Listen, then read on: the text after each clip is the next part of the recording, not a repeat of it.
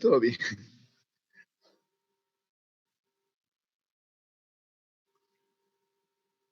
Esperamos un ratito más que termine de entrar. Araceli se quedó creo trancada porque está tratando de entrar y está, no logra entrar.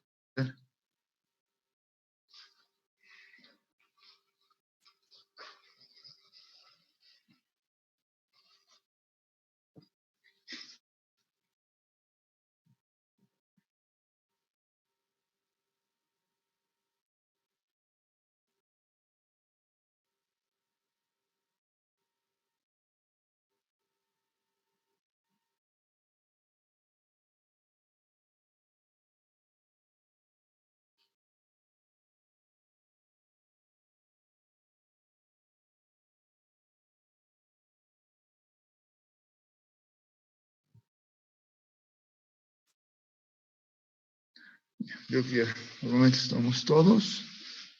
No todos, pero la mayoría. Ok, entonces, no sé si hay preguntas sobre la última clase, sobre el laboratorio.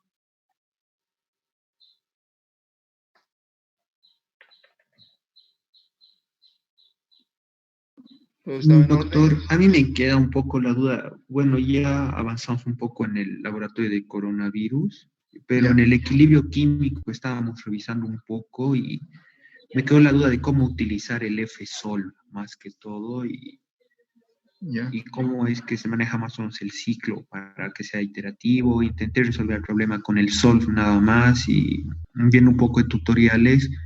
En el F-Solv se utiliza una igualdad, en su caso creo que utilizo el producto, nada más se lo manejo como una matriz en el que Sí, el sistema no tiene igualdad, sino un multiplicado por el AK, por la claro. constante y el otro lado los zetas, digamos. Creo que Sí. tengo entendido que en métodos numéricos se maneja así, pero no sé si podría aclararnos un poco más el tema. Sí. Normalmente lo que se hace es cada ecuación, bueno, vamos a escribir obviamente como una matriz, pero lo igualamos a cero todo, en otras palabras, si A más B más Q es igual a N, ¿no es cierto? Lo pasamos el N del otro lado de tal manera que tengamos una suma con productos que sea igual a cero. ¿Ya? Entonces, por eso que lo podemos simplemente la matriz, y implícito en el sistema está de que la matriz de coeficientes, de los valores por los coeficientes, etcétera, tiene que ser igual a cero, y a partir de eso resuelve MATLAB, ¿no? En sí, Ah, ya, no haríamos, por ejemplo, no diríamos que Y es igual a X más B, sino diríamos Y menos AX menos B, y no decimos nada más, pero ya el MATLAB entiende que es igual a cero, y a partir de eso despeja, ¿no? Esa es la lógica. o sea, se manejan ecuaciones y no funciones como tal, doctor. Correcto, correcto. Ah, ya, Con eso, perfecto, gracias. despeje. ¿Perdón? Perfecto, gracias, doctor. Eso me queda un poco la duda. Ya. Tengo que recuperar un poquito sistemas de Sol. Tengo que entrar a mi computadora de la Católica, porque aquí en la que tengo aquí en mi casa tengo MATLAB, pero tengo solamente lo básico y no está el F-Sol. Entonces traté de hacer el otro día y no me corrió. Voy a tratar de entrar a mi computadora en la Católica y voy a ver si puedo armar un tutorial rápido, alguna cosa breve para poder darles un poquito más de apoyo, porque ya alguien me preguntó antes, ahorita no me acuerdo, me preguntó sobre el F-Sol y tengo que revisar eso todavía. Eso les voy a estar avisando. ¿Ya? Ya, doctor, gracias. Ok, bien. ¿Alguna otra pregunta sobre lo que hemos avanzado? Está bien, está claro, ¿no? Doctor, también un poco del OD45. Sí, Estuvimos zapateando un poco con eso y vimos también el OD15S, que aunque tiene sí, otro método numérico, si no me sí, equivoco, pero que creo que es más para problemas más intensivos a nivel de procesamiento. sí, En la forma que usted maneja el ejemplo que nos dictó en clases de una matriz que es igual a de las ecuaciones diferenciales de primer orden a un lado, el resultado de IRT, o todas las ecuaciones diferenciales, y al otro lado se maneja, perdón, las Ks multiplicadas por nuestras incógnitas, básicamente. Y intentamos hacer de otra manera, manejarlo como tres funciones distintas y no como una matriz, y bueno, no nos salió muy bien el resultado. Entonces, ya.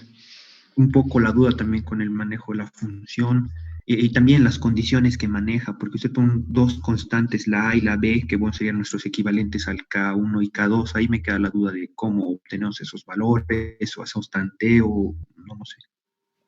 Y ya, ahí me perdió un poquito el K1 y K2, no veo aquí cómo se está refiriendo para verlo. a menos que sean datos, ¿no? O sea, tengo K1 y K2 porque dentro de la ecuación diferencial tiene que estar dentro de la matriz. Ahora, otro problema es cuando yo tengo que despejar K1 y K2, son dos cosas diferentes, ¿no? Pero ya no, quizás si me lo ponen por escrito o me mandan una fotito de la parte donde se están bloqueando, ahí puedo ubicar más fácilmente lo que está, cuál sería el problema. Claro Ahora, que que sí, les doctor. comentaba, sí. Pero a lo que me refiero un poco es que en la prueba, digo, en la práctica se nos pide calcular los valores de K1 y K2 y también resolver el modelo. Entonces eso me quedaba una duda, si hacíamos con el método integral, que bueno, intentamos, no nos salió nada sencillo y creo que no llegamos a un resultado muy coherente y después recién hacíamos la resolución directa con el ODE. Entonces el K1, el K2, no sé, quedaba un poco la duda de si se calculaba primero o se determinaba con el modelo linealizado o si se utilizaba el ODE asumiendo un K1 y un K2. Entonces eso, doctor. Un segundito, perdón. Pero bueno, Un segundito, perdón. claro que sí, Perdón, doctor. Siga. está en clase otro tratamiento. Sí. Me escribes, códigos. Ya me escribes, si no. Chao. Chao. Ya, perdón, sí.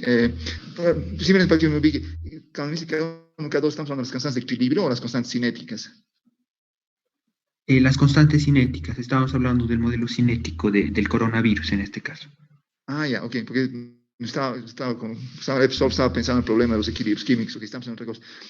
Sí, Obviamente el perdón. problema es que tenemos que despejar cuántos son K1 y K2, o sea, gracias al modelo que vamos a correr, vamos a tener que encontrar cuánto vale K1 y K2, y es lo que hacíamos siempre, teníamos datos experimentales y suponíamos, supongo que es segundo orden, por decir algo, y hago la relación 1 sobre A contra tiempo, y si están sobre una línea recta, entonces primero digo, ajá, era segundo orden, y además digo, por la pendiente yo deduzco que K1, K2 o lo que sea vale tanto, ¿sí? Entonces, tenemos que ver que los datos experimentales reflejen nuestro modelo de cómo está, cuál es el mecanismo por el cual está funcionando esto, ¿no es cierto?, cuál es su cinética, y si coinciden en los datos que están sobre una línea recta, lo que yo predigo y lo que debería, de la forma que realmente es, ¿no es cierto?, entonces recién a partir de ello puedo despejar cuántos son los valores de K. ¿Sí? Sí, doctor, el problema que teníamos era en la linealización, o sea, el método integral, aplicarlo propiamente, y nos ¿Sí? encontramos con una complejidad bien grande en el tema de que en el primer modelo en el que teníamos los contaminados versus los sanos, o sea, era la primera integral en el reacción sería como una reacción en serie de tres derivadas, de tres funciones, perdón. Y en ¿Ya? el primero, el S por C es el K1, en la siguiente es el K1 S por C menos el K2 por los contaminados. Entonces, ¿Sí? el S por C nos dio una relación. Esa relación no sabemos si despejarla y ponerla en el primer término o en el segundo término. Entonces, es como que complica un poco y el método de integración se vuelve un poco más engorroso. Son integrales un poco pesadas. Entonces, Sí, intentamos resolverlas con el MATLAB, con el Dsolve y como que no nos salía nada coherente, doctor, entonces eso no ya. sabíamos realmente si se podía no linealizar, qué supuesto manejar, o si manejar el S por C como un solo término, digamos, y manejar la forma de integración para un modelo en serie, para unas reacciones en serie que hemos manejado con usted en el aula, digamos, entonces... Correcto, sí. Sí, la diferencia entre lo que existe ahora y lo que es el coronavirus es lo siguiente, de que la especie contaminada, las personas contaminadas, no se decide ese rato si se sanan o se mueren, sino que tienen que durar su enfermedad, que dijimos puede ser 14 días. Entonces, lo que deberíamos utilizar ahí es una variable desfasada, que se llama, ¿cierto?, donde el valor de contaminados que se van a sanar corresponde a los que se contaminaron hace 2 semanas antes, ¿no? Es un poquito la lógica que no se utiliza en cinética química, porque muy raras veces en todo caso, porque hay muy pocas reacciones donde este efecto de desfase en el tiempo, ¿no? Pero que en temas de salud obviamente está. Entonces, por eso dijimos que va a ser proporcional simplemente, y ahí estamos simplificando un poquito, ¿no? Entonces, esa es la forma correcta de hacerla, ¿no? Y por eso hay ese detallito, ¿no? Que no va a decir que no sea perfecto nuestro modelo. Por otro lado, los datos experimentales que tenemos son bastante pobres, ¿no es cierto? Porque no están testeando todo el mundo, entonces sabemos que va a haber ruido, va a haber picos y cosas así. Bueno, aparte de eso, la primera expresión es una reacción autocatalítica, ¿no es cierto? Porque la cantidad de gente que se contamina depende de sanos por contaminado. Si nunca nadie tuvo coronavirus, entonces nunca nadie lo va a tener, porque recuerden que es una reacción autocatalítica. Y al comienzo los contaminados no disminuyen, por lo menos las 2 primeras semanas no disminuyen porque normalmente la enfermedad dura unas 2 semanas. ¿Ya? Después las primeras semanas de enfermedad podemos utilizar para encontrar el valor de K1, porque podemos despreciar ese segundo término donde los contaminados empiecen ya a curarse o a morirse, ¿no? Y luego, teniendo el valor de con K1, podemos ver con material para tener un modelo un poquito más simple, pero tiene una primera estimación. Básicamente se trata de tratar una reacción autocatalítica, ver que al comienzo tenemos una relación lineal, encontrar la pendiente y con eso ya tenemos el K1. Y con eso ya hemos hecho una buena parte del trabajo, ¿no? No sé si Ya, doctor, o sea, solo vamos a tratar de utilizar la primera reacción para hallar el K1. Claro, correcto, para encontrar el K1. Y luego, como ya tengo el K1, ¿cierto? Ya pueden ver la forma de ajustarlo con K2, con el modelo un poquito más completo, ¿no? Pero lo que podemos hacer, si me mandan lo que tienen más o menos hecho, yo les puedo mostrar o dar una pautita para ver en qué parte se está trancando todo. Perfecto, doctor. Muchísimas gracias. Ok, bien. Okay. ¿Hay alguna otra pregunta, alguna otra cosa que quieran comentar antes? No. Doctor, ¿me escucha? Sí. No sé si mi duda está bien formulada, pero me estaba confundiendo un poco con lo que estamos avanzando en la materia, con la parte del volumen constante y el volumen no constante. Porque cuando nosotros habíamos trabajado, antes, trabajamos con volumen no constante y con volumen variable después. Y para este caso estaba viendo los ejercicios en el libro. Sí. Y en todos los casos hay el eta, que es la fracción volumétrica, creo. Bueno, pero hay el eta. Sí. Y no siempre nos dice que la densidad es constante o la densidad es no constante. Entonces, no sé por qué. En este caso haya siempre y antes no hacíamos eso, solo hacíamos para volumen variable. Claro. Y ya, a ver, grandes líneas, ¿no? Si la reacción es en fase acuosa y no hay ninguna especie gaseosa, es volumen constante, se acabó, ahí no tiene sentido. ¿Ya? Si es gaseoso y dice que todo está ocurriendo a volumen constante o que la presión es variable, que es otra forma de decir que el volumen es constante a veces, ¿no? Entonces lo tratamos como si fuera volumen constante. Ahora, cuando es un reactor lote y hay una reacción que es gaseosa, el reactor lote puede ser volumen constante o volumen no constante. Tienen que avisarnos, porque no hay como adivinar en cuál de los dos casos estamos. Normalmente, si está como una olla de presión, es volumen constante, porque no hay por dónde salir las cosas, ¿no? Si es un reactor donde la tapa puede moverse, algo así, entonces el volumen es variable y va a cambiar, ¿no? Y en la realidad podemos tener sistemas que no son ni presión ni volumen constante. Puede haber cosas más complicadas, pero es fácil de verlo después. De los flujos de reactores que son en continuo, como hay una entrada y salida constante, no hay cómo mantener el volumen constante respecto a la concentración de las especies, ¿no es cierto? Y en esos casos, si es gaseoso, si hay cambio de volumen, ¿no es cierto?, por la reacción, por estequiometría, entonces tengo que tratarlo como un sistema que es volumen no constante, ¿no? Y luego, si es líquido, otra vuelta, se acabó la historia. Es simplemente volumen constante y no me hago más líos, ¿no? Es un poquito la lógica. Ahora, si me muestran puntualmente el problema, podemos comparar además con el mío, porque a veces en la traducción no está muy completo, el traductor no se le ha dado cuenta un pequeño detallito que es importante para darse cuenta en estos casos, ¿no? Ya. Y cuando nos da, por ejemplo, un volumen, nos dice hay 1 litro dentro del reactor y trabaja con ese volumen todo el ejercicio y a pesar de eso te dice que es volumen variable. ¿Qué significa? O sea, El significado es el siguiente, es bien simple. Si yo tengo un reactor de 1 litro, ¿ya? Y estoy metiendo un flujo de 1 mol por minuto al sistema continuo, ¿cierto? Obviamente el mol que está entrando está dentro de ese volumen, ¿ya? Si no hay cambio, pues esto que me no cambia volumen, hay 1 mol que entra y hay 1 mol de producto que sale, suponiendo conversión completa, no hay problema, ¿ya?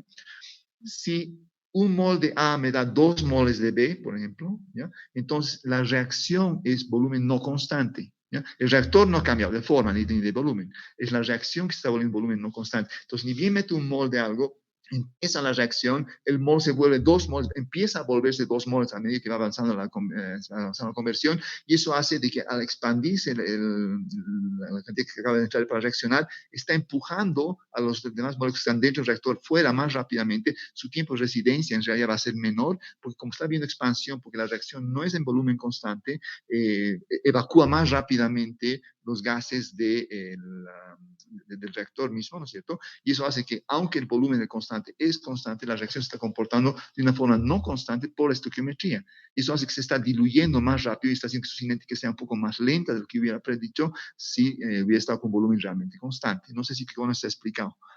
Más o menos. Cuando usted pone su auto, ¿no es cierto? Y la gasolina le hace la chispita, normalmente el pistón está cerrado, ¿no es cierto? Tiene un volumen que es constante, ¿ya? La reacción que ocurre es volumen no constante, porque un poquito de gasolina líquida con su aire, etcétera, explota y vuelve CO2 y agua y todo eso, y el volumen de repente se vuelve mucho más grande. Ahora, el volumen no ha cambiado, pero la presión ha aumentado tanto que está moviendo el pistón que va a hacer que su auto empiece a avanzar, ¿no? Entonces, es la reacción que al ser volumen no constante, le obliga, en el caso del auto, al pistón a moverse y hacer trabajo y esta relación de esa manera, ¿no? Pero lo que hay que mirar en estos casos, sobre todo, es qué dice la reacción, porque la reacción es la que decide si es volumen constante o no constante. Ahora, otra vuelta. Si la reacción dice, yo no soy volumen constante, pero estoy en un reactor que está herméticamente cerrado, donde nada se mueve, entonces ni modo, lo que tienen que hacer es tienen que aumentar la presión en el sistema. ¿Sí? Ya. De todas maneras, estos problemas, si los tienen, los mandan nomás a WhatsApp cualquier rato, mandan, yo les voy a comentar inmediatamente, y a veces es más fácil, se van a aclarar las dudas puntuales, pero es importante así también revisar todo para ver que estamos entendiendo todo, ¿no? Ya está, gracias. Ok, bien, nos vamos a continuar ahora con el tema de diseño de reacciones únicas, ¿ya? Que ya es el capítulo siguiente en realidad. El primer capítulo, en el anterior capítulo que hemos visto, donde hemos visto los 3 tipos de reactores, ¿ya? Es extremadamente importante. Anotado, es bien breve, porque son simplemente 3 balances de masa. Ven en pantalla ustedes ahorita, ¿no es cierto? El reactor lote, y ya no se ve bien, ponen líneas más gruesas, donde el tiempo es Na sub 0, la integral de X de menos RA por B, y tenemos la ecuación. Esto es básicamente un balance de masa.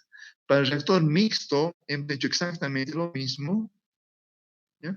Y hemos encontrado esta relación acá, ¿ya? Y lo mismo con balance de masa para el reactor tubular, hemos encontrado esta otra expresión. Y estos son los 3 grandes tipos de reactores, y estas ecuaciones que vamos a hacer son simples balances de masa.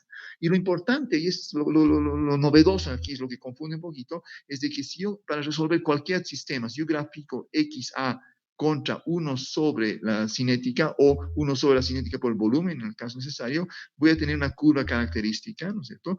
Cuando la conversión es pequeña, la cinética es grande, pero como estamos viendo 1 sobre la cinética, el valor es el más pequeño, y normalmente 1 sobre menos RA tiende a aumentar a medida que va aumentando XA. Y gracias a esto yo puedo medir el tiempo con eso la integral, en el caso de un reactor por lote. Obviamente, como estamos discutiendo, si el reactor tiene una tapa movible que hace que el volumen cambie del reactor, este volumen B va a ser una constante si es una olla a presión, y este volumen B va a ser B sub 0 por 1 más eta X, ¿no es cierto? Si es una olla donde tiene una tapa que se puede mover, ¿no? Entonces aquí tengo un elemento adicional dentro de la cinética que tengo que tomar en cuenta. Eso me va a dar 2 curvas diferentes, como vimos en el ejemplo, y eso va a hacer que el tiempo va a ser diferente de reacción, porque se está diluyendo más o menos, ¿sí? Si es lote, es un sistema así, donde tomo simplemente el valor final y tengo básicamente un rectángulo, y si es un reactor tubular, tengo la integral de X contra 1 sobre menos RA. Y estas ecuaciones que son balances de masa, más esta relación hidráulica que tengo con el Ta sobre A sub 0 es igual a B sobre FA sub 0, es todo lo que necesito para resolver por medio de un balance de masa en el cual tengo una cinética, los datos que me interesan para diseñar reactores para reacciones únicas, ¿sí?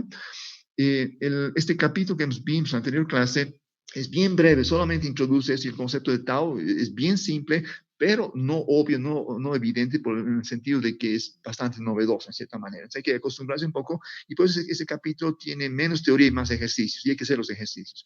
Y algunos son bien comecocos, hay algunos que son bien bonitos, hay uno que se ha divertido el autor poniendo una historia como un misterio de Sherlock Holmes. Les recomiendo, háganlo y lo discutimos, porque hay varias trampitas interesantes, bonitas ahí adentro, que nos obliga también a pensar un poquito fuera de la caja, como se dice, y tratar de entender a fondo lo que implican estos balances de masa, que son estas tres ecuaciones que tenemos acá, que van a ser extremadamente importantes, ¿sí? Entonces, ese capítulo que ya hemos visto en la anterior clase, todos los ejercicios les digo, empiecen a hacerlos, ¿no es cierto? Como siempre, disfrútenlos, tómenlo con calma, porque no son ejercicios que se resuelven rápido. Muchas veces hay que dejarlo un par de días, dejarlo, rumiarlo un poco en su cabeza, y luego hay un momento donde va a ceder el problema. Y los que nos cuesten mucho los vamos a analizar, los vamos a discutir en nuestra clase en algún momento dado, ¿ya?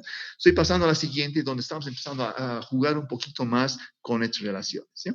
Y lo que vamos a hacer sobre todo ahora es empezar a comparar el reactor por lote, el reactor mixto y el reactor continuo. El reactor por lote es el único de su género como sistema por lote. El mixto y el tubular son reactores continuos, en el sentido que hay flujos de entrada y de salida. En el otro simplemente pongo las cosas a la olla, lo cocino y saco los productos, ¿sí? Entonces, la primera comparación que haríamos es entre el reactor por lote y los procesos continuos, ¿cierto?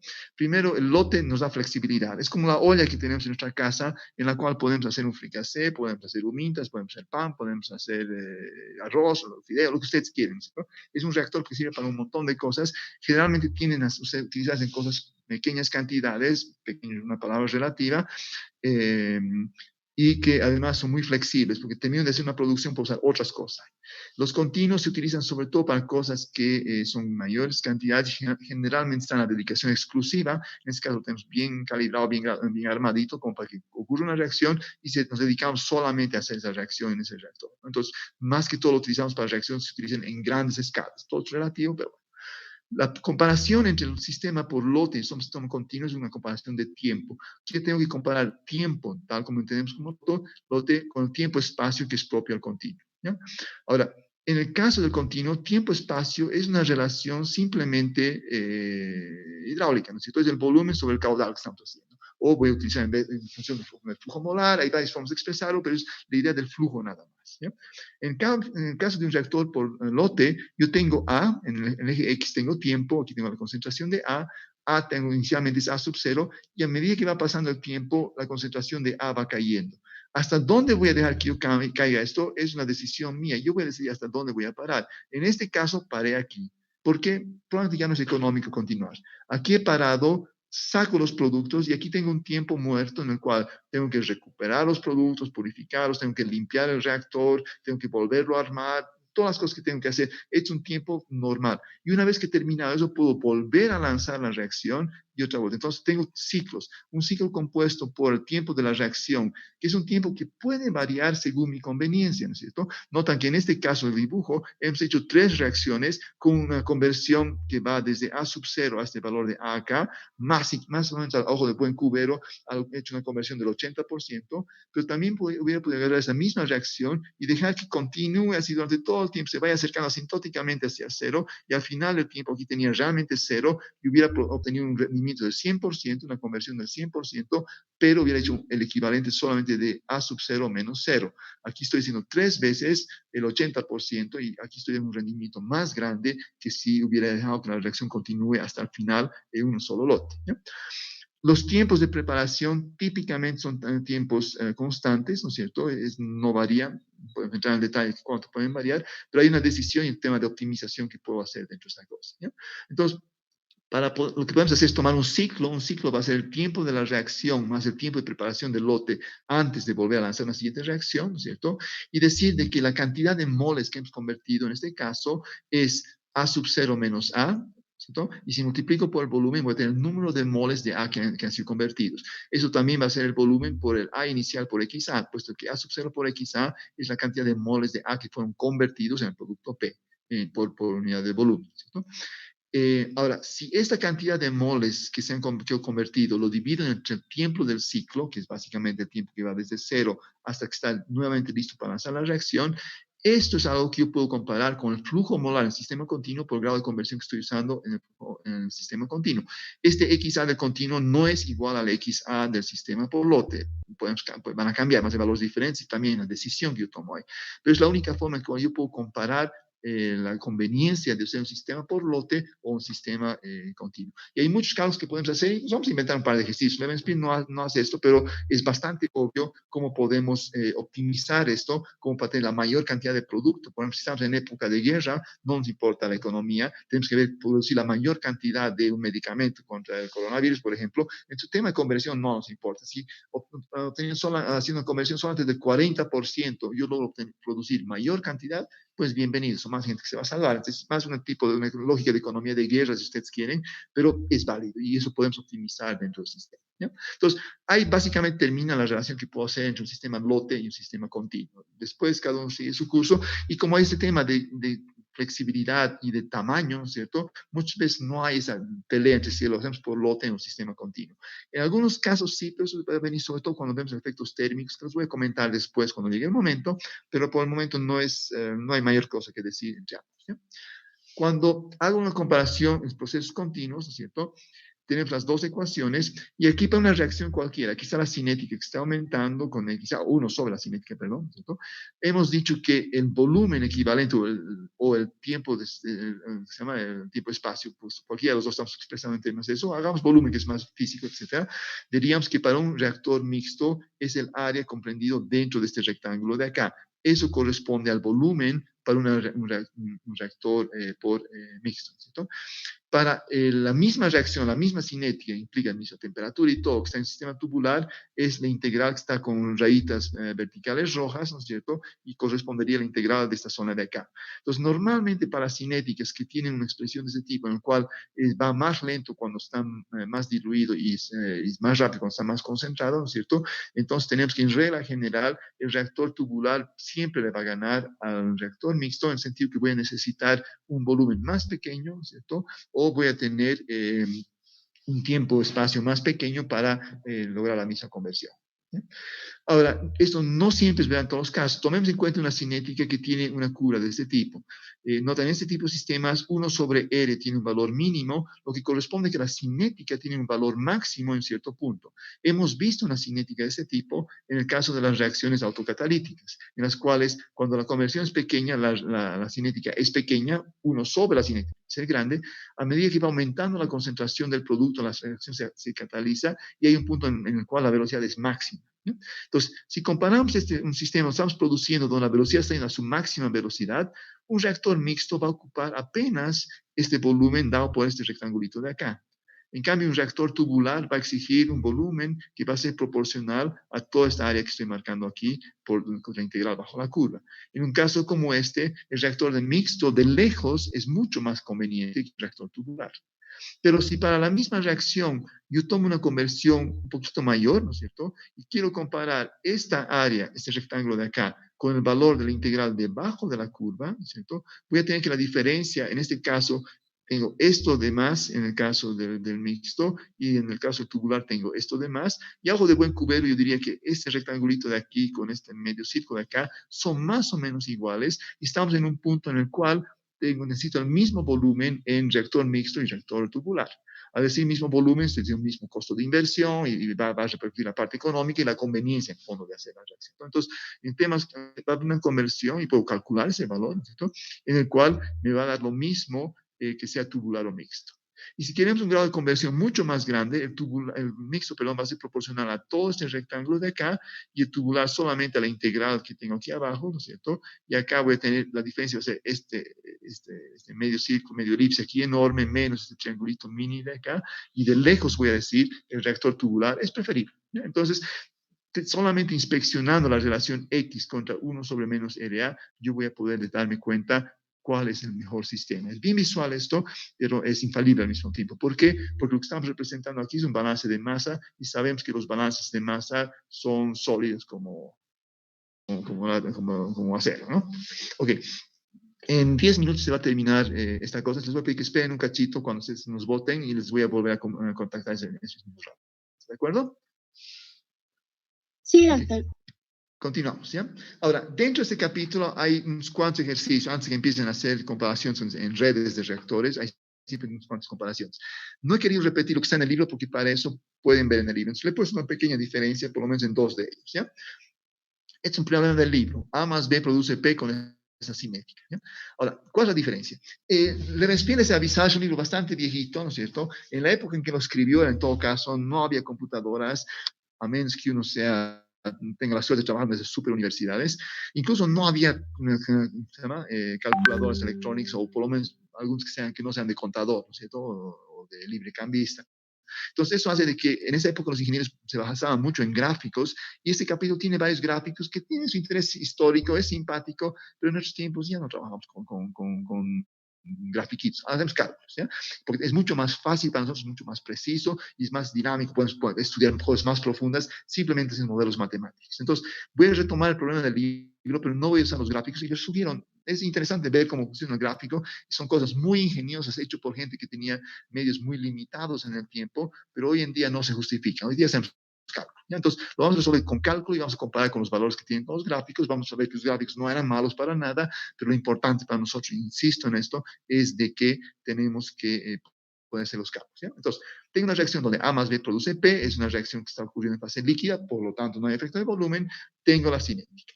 En un reactor tubular tengo un volumen de 0,1 litros, una caudal de 0,05 litros por minuto, tengo concentración inicial de A y B es la misma y es 0,01 molar. Quiero saber qué conversión puedo obtener en este caso.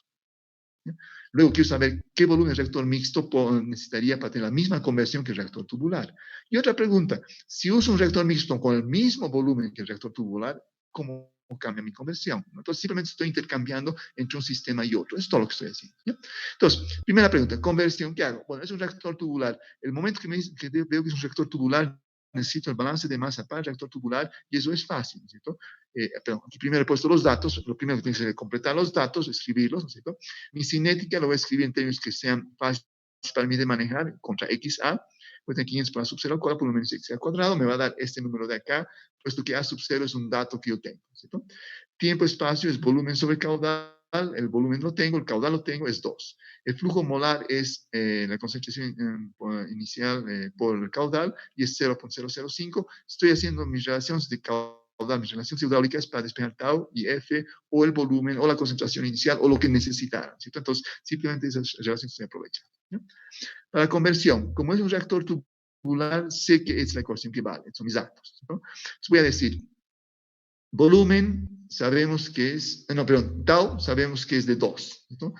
A sub 0,001. Noten que voy a poder usar también V sobre F A sub 0. Había dicho en V 0,1 sobre 0,0005, y ese número es lo mismo que 2 sobre 0,01. Es una igualdad que tenemos entre estos dos, por una relación hidráulica siempre es igual, entonces no me da lo mismo utilizar este o este. ¿Cuál voy a usar? El que más me convenga o el que me dé la gana finalmente. ¿Ya?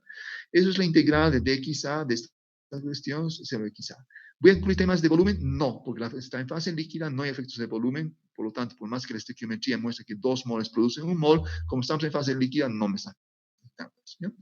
La integral de esto es 1 sobre 0,05, la integral de 1 sobre algo al cuadrado es algo sobre el 1 sobre el algo entre sus dos límites, ¿no? No cambia signo, ¿por qué? Porque obviamente tengo 1 menos x a la menos 1, si derivo es menos 1, 1 menos x a la menos 2, por la derivada entera que es menos 1, y se van a cancelar, y eso hace que eso funcione de acá. Termino con una ecuación simple, de aquí despejo XA, encuentro 0,909. Usando sus gráficos, Levenspiel encuentro 0,91, estamos de acuerdo en todo caso. Entonces es más preciso, es más rápido sobre todo, es más útil para nosotros hacer un modelo, porque eso nos permite nos va a permitir atacar problemas más complicados que ya no se puede hacer con grafiquitos. ¿Ya? Ok, siguiente problema.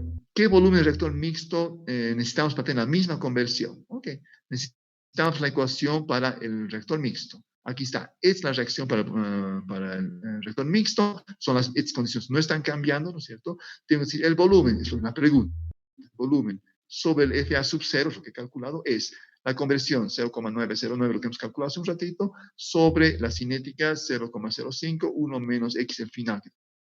¿Ya? Básicamente es una ecuación súper simple, de aquí voy a despejar el volumen es 1.0999. Levenspiel encuentra 1.1, nada mal para su gráfico, ¿no es cierto? Y vemos que lo que antes para un reactor tubular era 0,1 litros, aquí necesito 1, casi 1 litros, vale decir unas 11 veces más grande el volumen. Perfecto, nota, es bien simple. ¿Qué conversión del reactor, con un reactor mixto tendríamos con el mismo volumen? otra vuelta. Sigue siendo la ecuación del reactor mixto, solo que ahora tengo el mismo volumen, 0, 1, pero no sé cuánto se convirtió. Dice XA, la cinética es 1 menos XA, es el XA final, se entiende, los valores que están saliendo. Cruzo variables, encuentro una ecuación de segundo grado. Obviamente, en tiempos de Levenspiel, calculo una ecuación de segundo grado, era ya molestoso, había que dedicar una media hora por lo menos para hacerlo. Para nosotros ya no es ningún problema. Encontramos que quizá es 0,7298. Levenspiel encuentra 0,73. No hay ninguna discusión, estamos de acuerdo. Los gráficos funcionan, o mejor dicho, confirmo con mis gráficos que mis cálculos son correctos, ¿no? Notan, es bien simple. No sé si hay preguntas sobre esto. Es tan simple, entonces, no hay línea. Ok. Vamos al siguiente problema. El siguiente problema, Levenspiel dice que con A quiere producir un producto P, nos da una cinética. Le cambia un poquito el valor para que sea un valor más, quiere optimizar. ¿Ya? Ahora, yo lo he cambiado totalmente ese problema. Primero he dicho que esté en fase gaseosa. En otras palabras, lo estoy obligando a que tenga un efecto de volumen. Segundo, Levenspiel utiliza un reactor mixto, que es fácil de calcular. Yo puedo macanear nada más, estoy usando un reactor tubular. Entonces, la lógica que tengo acá, que vamos a ver, lo vamos a aplicar en el problema del libro, pero les dejo a ustedes leer el problema del libro, que es más simple que esto, ¿cierto? Porque estamos atacando cosas más complicadas, solamente que lo importante es identificar las cosas que están presentes, ¿ya? Ahora, nos dicen que en el reactor tubular tenemos que producir 100 moles hora de un producto P, ¿ya? La concentración inicial de A sub 0 es 0,1 molar, y nos dan costos. A me cuesta 0,5 monedas por mol de A. El uso del reactor y los accesorios y todo lo que está relacionado, sueldos, teléfono, luz, qué sé yo, es 0,01 monedas por hora por litro de reactor. Entonces, tengo un dato que me permite estimar los costos, ¿no? Yo quiero tener el volumen, el flujo molar, la conversión y el costo de aire que sea optimizado. En palabras, voy a minimizar mis costos, seguramente, ¿ya? Entonces, ¿cuáles son los plazos, ¿ya? Que vamos a hacer en este caso. Tenemos todavía unos 2 minutos, voy a tratar de avanzar lo más posible y de ahí paramos, ¿ya? Hasta que les conecte, ustedes traten de hacer los cálculos para ver que se está entendiendo bien, estén revisando para ver qué dudas preguntar, ni bien volvemos a hacer nuestra conexión, ¿ya? Primero, en todos los problemas, lo que indicaba su compañera, veremos si existe un efecto de volumen, ¿ya? Inspeccionando la reacción, digo, ok, tengo un gas y un gas, sospecho efecto de volumen. Un mol da 2 moles, aquí definitivamente hay un efecto de volumen, ¿cierto? Un mol va a dar 2. Como estamos en un reactor tubular, quiere decir que ni bien está entrando, está empezando la reacción, está cambiando el volumen. Al cambiar el volumen, las cosas que ya estaban más adentro del reactor lo estamos empujando más rápidamente, estamos quitando tiempo de estadía, eso me va a afectar la conversión. Mi reactor no va a tener la misma conversión, dado su volumen, que si eso no tuviese un efecto de volumen, ¿cierto? Ok. Segundo, me dice que tenemos que producir 100 moles de P. Es un requerimiento del problema. Ahora, ¿cuánto de A voy a meter? Depende de cuánta conversión voy a hacer. Entonces, la conversión, el flujo molar de A va a estar relacionado con estos P, que es un dato que me están pidiendo obtener 100 moles, ¿ya? Otra cosa, si me preguntan, yo quiero procesar 100 moles de A, ¿no es cierto? ¿Cuánto P obtengo? Es otro problema, se plantea de otra forma, pero la lógica sigue siendo la misma. Es importante entender el planteamiento del problema para ver cómo lo vamos a resolver, ¿ya? Entonces, ya hemos establecido que existe un efecto de volumen, ¿no es cierto? Y en nuestro caso, efectivamente, el efecto de volumen es 2 moles de P menos 1 mol sobre el mol inicial, hay un efecto de 1, y el volumen B va a ser B sub 0 por 1 más 1 por X. Eso va a ser la relación que tenemos, ¿ya? Ok, nos queda menos de un minuto. Esperen un cachito, ahorita ni bien se cierra esto, les vuelvo a conectar para que podamos continuar esto, ¿ya? Traten de ver la relación contable que podrían encontrar para poder plantear el tema de la optimización, del tema del costo. Esto ya se nos va.